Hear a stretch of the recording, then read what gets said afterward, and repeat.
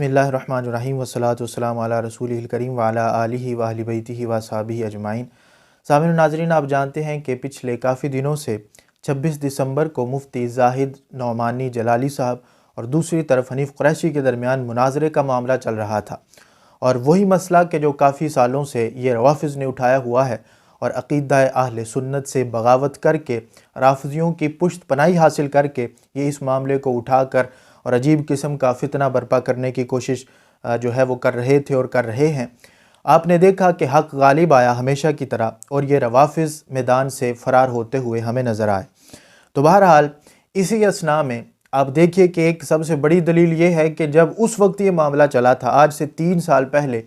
تو اس وقت بھی حنیف قریشی اور یہ جتنا یہ گروہ ہے یہ نیم روافض کا، ان کے پیچھے ہمیں روافض کھڑے ہوئے نظر آئے تھے، اور عدالت کے باہر کھڑے ہو کے یہ رافضیوں نے ان کا شکریہ ادا کیا تھا اور ان کے نام لیے تھے، حنیف قریشی اور دوسروں کے نام لیے تھے۔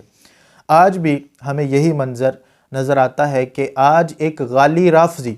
جو کہ جس کا عقیدہ یہ ہے کہ معاذ اللہ جو ائمہ علیہم الرضوان کو اللہ تبارک و تعالیٰ کے برابر بلکہ برابر نہیں ان سے بڑا چڑھا کر بیان کرنے کی کوشش کر رہا ہوتا ہے، اتنا غالی رافضی کہ جو یہ کہتا ہے کہ معاذ اللہ جو امام ہے وہ اللہ سے بھی بڑا معصوم ہے، ایسا رافضی وہ حنیف قریشی کی پشت پناہی کرتا ہوا ہمیں نظر آیا، اور ایک عجیب سا اس نے یہ گھڑا کہ دیکھو 26 نومبر کو جو ہے وہ اشرف آصف جلالی فرار ہو گئے مناظرے سے۔ اب دیکھیں اس کی حرکتیں، اور اب یہ سب سے بڑی نشانی ہے کہ جب رافضی جو ہے وہ کسی کو کہہ رہا ہو کہ یہ سنی ہے تو اس کے رافضی ہونے میں کوئی شک نہیں ہوتا، کیونکہ رافضی ہمیشہ سنی کو جو ہے وہ سنی نہیں کہتا جو حقیقی سنی ہوتا ہے، بلکہ اس کو ناس بھی کہتا ہے۔ اسی کو غوث اعظم رحمہ اللہ تعالیٰ نے بھی لکھا ہے۔ تو بہرحال میں آپ کے سامنے مختصر سے ٹائم کے اندر اس کی علمی یتیمی ایک مرتبہ پھر آپ کے سامنے واضح کرنا چاہتا ہوں۔ یہ اور کوئی نہیں ہے بلکہ ہمارے سامنے مناظرے سے فرار ہوا، 4 گھنٹے تک قرآن کی ایک آیت کا جواب نہ دے سکا، ساری دنیا نے دیکھا کہ یہ پھر مناظرے سے فرار ہو گیا تھا، یہ رافضی، اس کا نام زرق نقوی ہے جس نے رکھا ہوا ہے۔ اب اس نے کچھ چیزیں جو ہیں وہ اپنی علمی یتیمی کی بنا پر واضح کرنے کی کوشش کی، اور کہا کہ دیکھو اشرف آصف جلالی صاحب نے تو اپنی ایک کتاب کے اندر جو ہے وہ صحابہ کو احکام بدلنے والا لکھ دیا، دوسری طرف سیدنا ابوبکر صدیق رضی اللہ تعالیٰ عنہ کو صحابہ کا معاذ اللہ قاتل لکھ دیا، اور یہ کہا کہ صحابہ کی انہوں نے گردنیں اڑائی تھی، ان پر جو ہے وہ کفر کے فتوے لگائے تھے۔ اس طرح کی باتیں اس نے کی، جبکہ کچھ چیزوں کا جواب تو ہم پہلے دے چکے ہیں، لیکن آج بھی میں اس کی علمی یتیمی واضح کروں گا کہ یہ وہ بندہ ہے کہ جو دوسروں پر انگلیاں اٹھاتا لیکن خود کو قرآن سیدھا پڑھنا نہیں آتا۔ سورہ بنی اسرائیل کی آیت نمبر 110 جو ہے سورہ بنی اسرائیل کی آیت نمبر 110 جو ہے سورہ بنی اسرائیل کی آیت نمبر 110 جو ہے سورہ بنی اسرائیل کی آیت نمبر 110 جو ہے تو بہرحال اس نے ہمیشہ اپنی جو ہے وہ ایک اپنے کلپس کے اندر ایک کتاب اٹھا کے پھرتا ہے، ڈاکٹر تنویر حسین کی کوئی کتاب ہے جس کتاب کا نام اس نے فتنہ خطائیہ رکھا ہوا ہے۔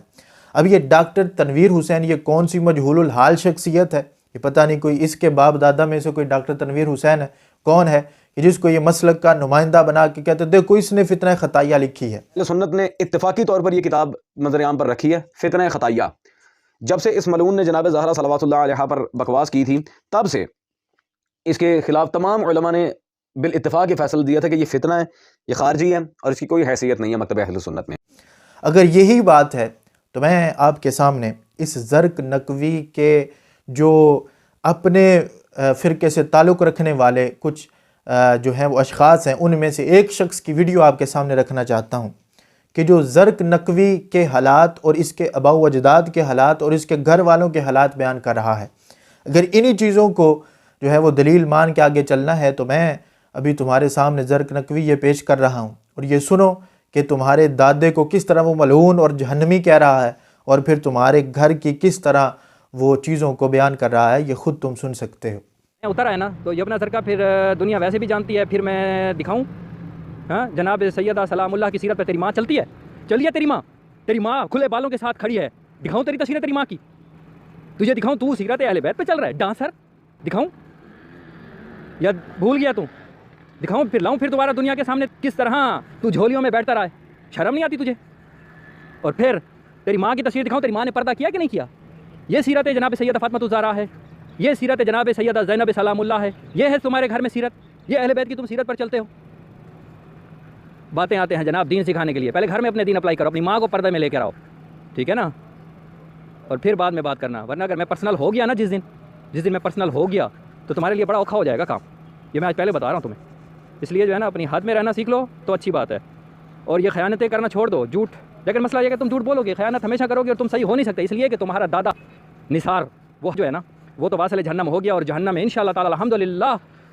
جو ہے وہ جہنم کے لوہے کا مزہ چکھ رہا ہوگا امام علیہ السلام کی حدیث کے مطابق، کیونکہ وہ بھی ملعون تھا. ملعون جو ہے وہ جہنم کے، اور تو بھی ملعون ہے، تو بھی اپنے دادا کے ساتھ جو ہے انشاءاللہ تعالی بہت جلد جو ہے اگر تو نے اپنی اصلاح نہ کی تو جہنم کے لوہے کا تو بھی مزہ چکھے گا. خیانت کرتا ہے. اب اس چیز سے واضح، اگر ان چیزوں سے دلیل پکڑنی ہے تو پھر واضح تمہارے گھرانے کے اندر تو سب سے پہلے اس نے کہا کہ اپنے گھرانے کو ٹھیک کرو.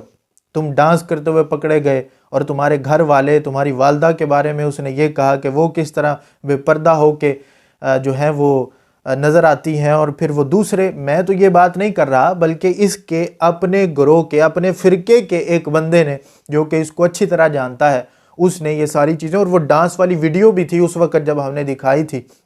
آج سے 3 سال پہلے، تو یہ ڈانس کرتا ہوا پکڑا گیا تھا. تو بہرحال اپنی شخصیت اس کی ایسی ہے، اور یہ یہاں پر یہ کہتا ہے دیکھو یہ کتاب لکھی گئی اور یہ فلاں نے یہ کتاب لکھ دیا. وہ اس کی جو ڈاکٹر تنویر حسین ہے، اس کی اصل میں حیثیت کیا ہے مسلک کے اندر؟ ایک مجہول الحال شخص ہے.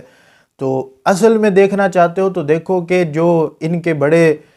حضرات تھے، جس طرح عرفان شاہ صاحب تھے، اب ان پر بریلی شریف سے کفر کے فتوے آئے.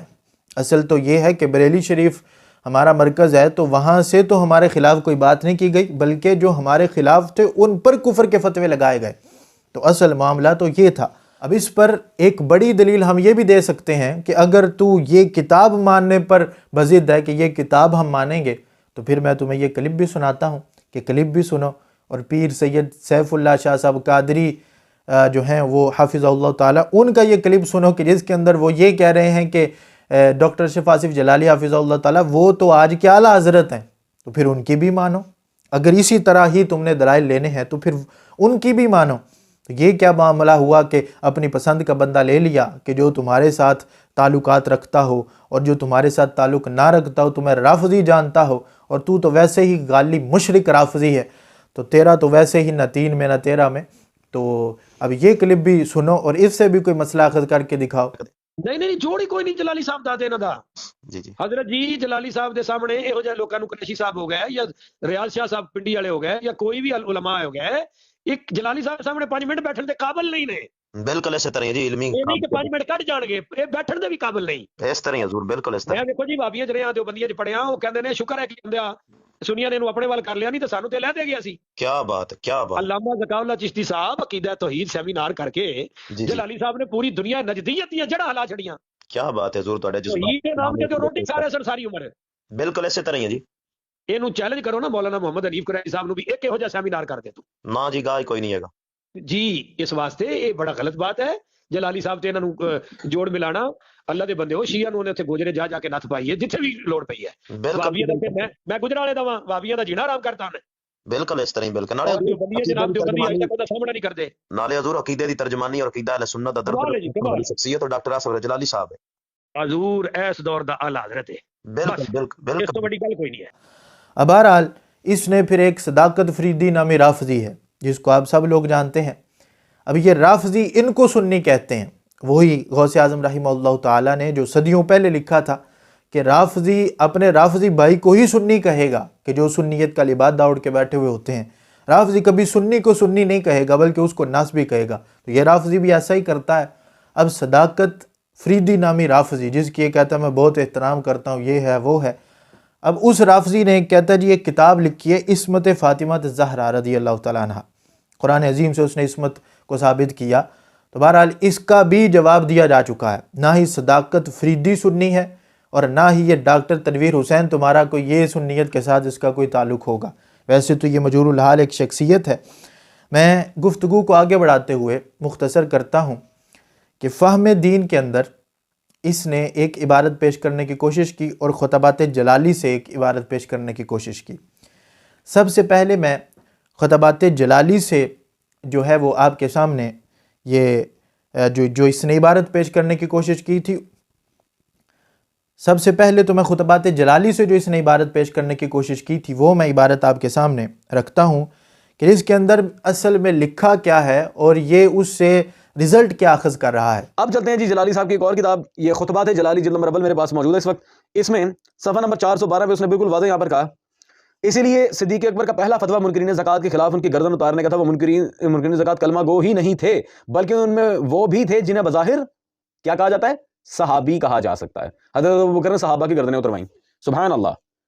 کس بات پہ؟ ایک فقہی اختلاف پہ، صرف ایک فقہی اختلاف پہ، زکوٰۃ کی نوعیت کے تعین پہ انہوں نے صحابہ کی گردنیں اتروا دیں۔ بہت اچھے۔ دیکھیے جلد نمبر 1 کے اندر صفحہ نمبر 412 پر جو اس نے بھی سکین دکھایا اس کے اندر تھا کہ اسی لیے صدیق اکبر رضی اللہ تعالیٰ عنہ کا پہلا فتویٰ منکرین زکوٰۃ کے خلاف ان کی گردنیں اتارنے کا تھا۔ وہ منکرین زکوٰۃ کلمہ گو ہی نہیں تھے، بلکہ ان میں وہ بھی تھے جنہیں بظاہر صحابی کہا جا سکتا تھا۔ اب یہاں پر جو یہ بات لکھی ہوئی ہے کہ جنہیں بظاہر صحابی کہا جا سکتا تھا، اس نے یہاں پر یہ پروپیگنڈا کیا کہ دیکھو یہاں پر لکھا ہوا ہے کہ معاذ اللہ سیدنا صدیق اکبر رضی اللہ تعالیٰ عنہ نے جو ہے وہ صحابہ کی معاذ اللہ گردنیں اتارنے کا حکم دے دیا اور صحابہ کے خلاف جو ہے وہ فتویٰ دے دیا اور ان کو کفر پر لکھ دیا، کہہ دیا صدیق اکبر رضی اللہ تعالیٰ عنہ نے۔ معاذ اللہ اس کی علمی حالت اتنی ہے کہ یہاں پر واضح طور پر یہ لکھا ہے کہ جنہیں بظاہر صحابی کہا جا سکتا ہے، بظاہر صحابی کہا جا سکتا تھا، جنہیں بظاہر صحابی کہا جا سکتا تھا۔ اب یہ بظاہر کا لفظ یہ بتا رہا ہے کہ اب رسول اکرم صلی اللہ علیہ وآلہ وسلم کے زمانہ اقدس کے اندر تو وہ موجود تھے، کلمہ بھی پڑھا ہوا تھا، لیکن بعد میں جو صحابیت کی تعریف ہے کہ مرتے دم تک، آخری وقت تک وہ ایمان پر قائم رہیں تو پھر صحابیت کے صف میں وہ داخل ہوتے ہیں، لیکن وہ آخری وقت میں جو تھے وہ زکوٰۃ کے منکر ہو گئے تھے۔ جب زکوٰۃ کے منکر ہوئے تو ضروریات دین میں سے ایک کے منکر ہوئے۔ جب ضروریات دین میں سے ایک کے منکر ہوئے جو کہ قرآن کی صریح نص سے ثابت ہے زکوٰۃ ادا کرنا، تو اس کے منکر ہوئے تو پھر وہ اسلام سے خارج ہوئے۔ جب اسلام سے خارج ہوئے تو وہ مسلم ہی نہیں رہے تو چہ جائے کہ وہ صحابی رہتے۔ تو یہاں پر بظاہر صحابی کا لفظ لکھا ہوا تھا، جس طرح نیوز کے اندر بھی جب سورج کو گرہن لگے تو یہ کہا جاتا ہے کہ سورج جو تھا وہ بظاہر چاند نظر آ رہا تھا، تو اس کا یہ معنی نہیں ہوتا کہ سورج جو ہے وہ چاند بن گیا تھا، یا یہ کہا جائے اس زرق کے بارے میں کہ زرق جو ہے وہ دور سے ایک لڑکی نظر آتا ہے، تو اس کا معنی یہ نہیں کہ یعنی یہ کہا جائے کہ زرق بظاہر لڑکی نظر آ رہا تھا تو اس کا یہ معنی نہیں کہ یہ لڑکی بن جائے گا، اگر لڑکی بن جائے گا تو پھر یہ کہے کہ اس کا یہی معنی ہے۔ تو اسی طرح کوئی لشکر آ رہا ہو تو کتابوں کے اندر واضح طور پہ لکھا ہوا ہوتا ہے کہ جب کوئی قافلہ نظر آیا تو دیکھنے والوں نے دیکھا کہ شاید ان کو لگا کہ بظاہر ایک لشکر آ رہا ہے، جنگی لشکر آ رہا ہے، کہ بظاہر ایک لشکر آ رہا ہے لیکن اصل میں وہ لشکر ہوتا نہیں۔ تو اس لیے یہاں پر بھی لکھا گیا کہ بظاہر صحابی کہا جا سکتا تھا، ظاہراً اصل میں وہ صحابی نہیں تھے، بظاہر یعنی باقی ساری چیزیں تھی کہ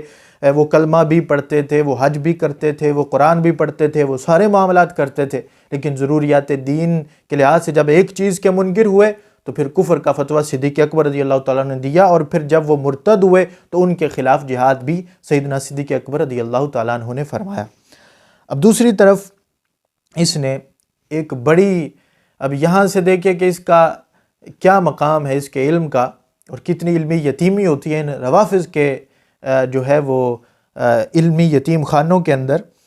کہ فہم دین جلد نمبر 5 صفحہ نمبر 87 پر ایک عبارت پڑھ رہا تھا۔ اب اس عبارت کی جو اوپر جو ہیڈ لائن کے طور پر جو لکھا ہوا تھا وہ تھا کہ زمانے کی تبدیلی کی وجہ سے راوی کا دھیان کرنا پڑا۔ جب زمانہ تبدیل ہوا تو پہلے تو جو بھی کہتا تھا قال رسول اللہ صلی اللہ علیہ وآلہ وسلم، اس کی بات کو غور سے سنا جاتا، حدیث لے لی جاتی، لیکن جب ان کے جو آباء و اجداد میں سے وہ بڑا ایک یہودی وہ رافضی آیا تھا عبداللہ ابن سبا، تو یہ جو سارے یہ اسی کی روحانی اولادیں ہیں، وہ عبداللہ ابن سبا یہودی نے آ کے جب تفرقہ بازی پھیلائی، اور پھر وہ خوارج آئے، پھر نواصب آئے، یہ سب جب آ گئے تو اس وقت راوی کا دھیان جو تھا وہ کرنا پڑا۔ صحابہ کرام رضوان اللہ تعالیٰ علیہ مجمعین کے زمانے کے اندر ہی جو تھے وہ قدریہ بھی پیدا ہو گئے تھے۔ عبداللہ بن عمر رضی اللہ تعالیٰ عنہ کے پاس آ کے جب پوچھا گیا کہ وہ ایک بندہ ہے وہ سارا کچھ کرتا لیکن تقدیر کو نہیں مانتا، تو آپ نے فرمایا ہمارا اس کے ساتھ کوئی تعلق نہیں۔ تو اسی طرح یہاں بھی آپ نے لکھا کہ صحابہ کرام رضوان اللہ تعالیٰ علیہ مجمعین کا جو زمانہ ہے اس میں بھی تغیر آیا اور احکام بدلتے گئے، پہلے کی طرح وہ احکام نہ رہے۔ اب یہاں یہ تھا کہ صحابہ کرام رضوان اللہ تعالیٰ علیہ مجمعین کے زمانے میں احکام بدلے، اس نے کیا کہا کہ صحابہ نے احکام بدل دیے معاذ اللہ۔ یہ جلد نمبر 5 فہم دین میرے پاس اس وقت کتاب موجود ہے، صفحہ نمبر 87 پہ یہاں پہ بالکل واضح لکھا صحابہ کرام کا جو زمانہ ہے اس میں بھی تغیر آیا اور احکام بدلتے گئے، پہلے کی طرح وہ احکام نہ رہے۔ سبحان اللہ، صحابہ نے دین بدلا، صحابہ نے دین کے احکام بدل دیے۔ سامعین، یہ مولوی جلالی صاحب کی آپ نے عبارت دیکھ لی ہے، صحابہ نے رسالت پناہ صلی اللہ علیہ وسلم کی دین کی حفاظت نہیں کی بلکہ دین کے احکام ہی بدل دیے۔ اور کہا دیکھو جی اشرف آصف جلالی نے یہ لکھ دیا ہے کہ صحابہ نے احکام بدل دیے۔ اتنا علمی یتیم شخص جو 2 لائنیں پڑھ کے، میں نے پہلے بھی آج سے 3 سال پہلے یہ بات کہی تھی کہ اس کو کوئی نشان لگا کے دیتا ہے، کیونکہ اس بیچارے کو بے وقوف کو خود تو پتہ نہیں چلتا کہ عبارت کیا ہے، پھر عبارت سے میں نے اخذ کیا کرنا ہے، عبارت سے رزلٹ کیا نکل رہا ہے،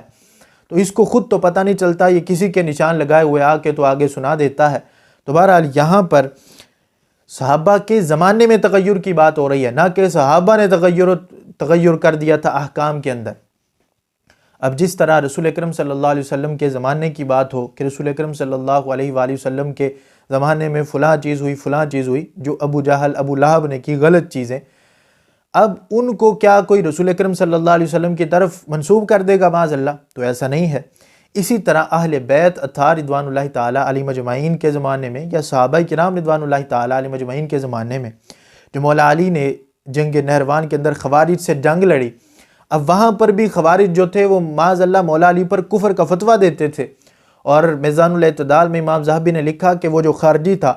ابن ملجم، وہ معاذ اللہ حضرت مولا علی کرم اللہ تعالی وجہ الکریم کو جب شہید کرنے کے لیے نکلا تو اس نے یہ باقاعدہ یہ کہا کہ میں تقرب اللہ کے لیے مولا علی کو معاذ اللہ شہید کر رہا ہوں، کیونکہ یہ قرآن کے خلاف ہو گئے ہیں، یہ قرآن کے خلاف ہو گئے ہیں تو یہ معاذ اللہ مرتد ہو گئے ہیں، اسلام سے اس وجہ سے وہ معاذ اللہ مولا علی کرم اللہ تعالی وجہ الکریم کو شہید کرنے کے لیے نکلا تھا۔ اب احکام کے اندر تو صریح طور پر تبدیلی آ چکی تھی، لوگوں کو غلط طور پر دین پڑھایا جا رہا تھا خوارج کی طرف سے، یہ عبداللہ ابن سبا ان کے روحانی باپ یہودی کی طرف سے، تو یہ عجیب قسم کا اس وقت ماحول بن چکا تھا اور دور تھا صحابہ کا۔ تو اس وقت راوی کو کی جو ہے وہ چھان بین کے لحاظ سے ڈاکٹر صاحب نے یہاں پر یہ عبارت لکھی کہ راوی ہمیشہ سے یہ نہیں تھا کہ صحابہ کے دور میں، شروع کے دور میں ایسا تھا کہ راوی کو دیکھا جو ہے وہ جاننا پڑا کہ راوی کون ہے اور دیکھنا پڑتا تھا کہ راوی کون ہے، ایسا نہیں ہے۔ لیکن جب یہ ان کا روحانی باپ وہ عبداللہ ابن سبا آیا اور پھر آگے وہ سارے معاملات ہوئے تو پھر راوی کا دھیان رکھنا پڑا، اور پھر آگے آپ نے مثال بھی ابن عباس کے لحاظ سے اسی فہم دین کے اگلے صفحے 88 پر دی کہ ابن عباس رضی اللہ تعالیٰ عنہما کے پاس جب ایک شخص آیا کہ کہنے لگا قال رسول اللہ صلی اللہ علیہ وآلہ وسلم، تو حدیث سنانے لگا تو آپ نے اس کی طرف دھیان نہ دیا۔ اس نے کہا کیا ہو گیا ابن عباس، آپ تو وہ ہیں کہ جب آپ کے سامنے قال رسول اللہ صلی اللہ علیہ وآلہ وسلم کہا جاتا تھا تو آپ کی روح تڑپ اٹھتی تھی، لیکن آج آپ دھیان ہی نہیں کر رہے۔ تو اس وقت فتنے برپا ہو چکے تھے، اور وہ جس شخص کا نام لے رہا تھا آپ جانتے تھے کہ وہ شخص اہل سنت و جماعت سے تعلق نہیں رکھتا۔ اسی طرح ابن سیرین کے اور دوسرے بہت سارے اس میں حوالہ جات موجود ہیں جس سے یہ پتہ چلتا ہے کہ واضح طور پر اس وقت راویوں کی ضرورت کیوں پڑی تھی، کیونکہ جو دوسرے باطل فرقے تھے وہ مارز وجود میں آ گئے تھے اور احکام میں تغیر و تبدل کرتے ہوئے وہ نظر آ رہے تھے۔ تو یہی بیان کیا گیا کہ صحابہ کے زمانے میں اس طرح کا تغیر ہے، نہ کہ صحابہ نے کیا۔ اور دوسری طرف خطبات جلالی کے اندر بظاہر صحابی کہا جا سکتا تھا، یہ نہیں ہے کہ ان کو صحابی کہا جاتا تھا، وہ صحابی تھے اور ان پر کوئی فتویٰ لگایا گیا۔ تو یہ تھوڑی سی عقل ہو تو بندہ سمجھ جاتا ہے کہ جب وہ منکرین زکوٰۃ تھے تو صحابی نہیں رہے، جب صحابی نہیں رہے، جب وہ مسلمان نہیں رہے، جب مسلمان نہیں رہے تو پھر صحابی کیسے رہ سکتے ہیں؟ وہ تو مرتد ہو گئے، تو مرتد کے لیے تو قتال واجب ہے۔ تو یہی سے سیدنا صدیق اکبر رضی اللہ تعالیٰ عنہ آپ نے کیا۔ بہرحال باقی مناظرے کی جو یہ باتیں کرتا ہے کہ جی میرے ساتھ مناظرہ کر لیں، یہ کر لیں، وہ کر لیں، تو 4 گھنٹے تک ہمارے سامنے تو ایک دلیل کا جواب نہ دے سکا اور پروپیگنڈا کرتا ہے، وہ انشاءاللہ تبارک و تعالیٰ میں ایک مکمل تفصیل کے ساتھ وہ پھر دوبارہ مناظرہ ہے، وہ ہمارے پچھلے چینل پہ تھا جو کہ چینل ڈیلیٹ کروا دیا گیا، 2 چینل تھے ہمارے جو ڈیلیٹ کروا دیے گئے۔ تو بہرحال میں اس کو دوبارہ جو ہے وہ اپلوڈ کرواؤں گا اور یہ سب کچھ واضح کروں گا، اس کی علمی یتیمی بھی واضح کروں گا کہ جس بیچارے کو صفت مشبہ کا نہیں پتہ تھا، جس کو مناظرے کی تعریف نہیں آ رہی تھی، جس بیچارے کو قرآن کی ایک آیت کا جواب نہیں آ رہا تھا 4 گھنٹے تک، اس نے کیا کیا معاملات کیے اور وہ کہاں کہاں تک پھنستا رہا، پھر آخر کے اندر یہ بھگوڑا ہمارے سامنے فرار ہو گیا اور آج کہتا ہے میں نے یہ کر دیا، میں نے وہ کر دیا۔ اللہ تبارک و تعالی ہم سب کو ان جیسے رافضیوں سے بچنے کی توفیق عطا فرمائے، اور اللہ تبارک و تعالی ہم سب کو عمل کی توفیق عطا فرمائے۔ وآخر دعوایا ان الحمد للہ رب العالمین۔